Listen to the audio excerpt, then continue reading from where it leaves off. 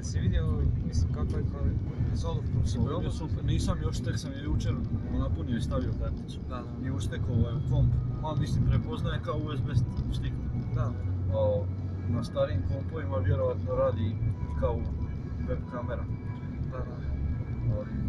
Ja imam 8.1, dakle s kontaktom samo kao...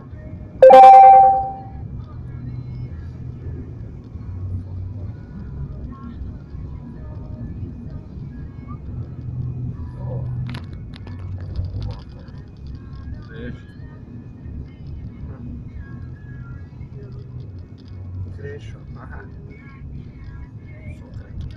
Znamo, nisam ga nije vidio. Radi u betonari ovaj. Ma da.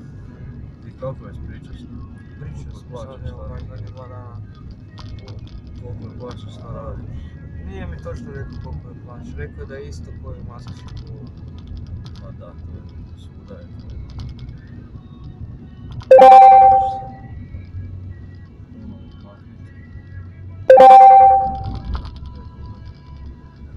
Idem sam u super veliko, imaš vremena, ne žuriš. Ma ne žuri. Ma mogu si meni tu zaustaviti, ja odem do Poljaka i na ovo. Šta ću ja sad tu? A, tu ćeš ti. Pa odeš. Pa čekaj. A dobro, možemo. Zajedno, ne žurimo. Da, možemo.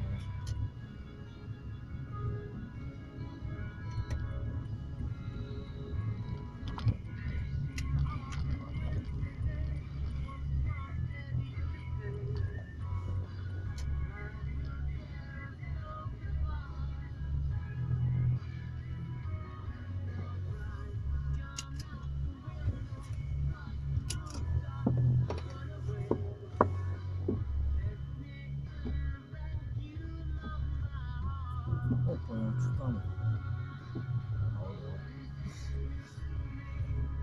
Pa sad se zaustavio ovo, no? Da.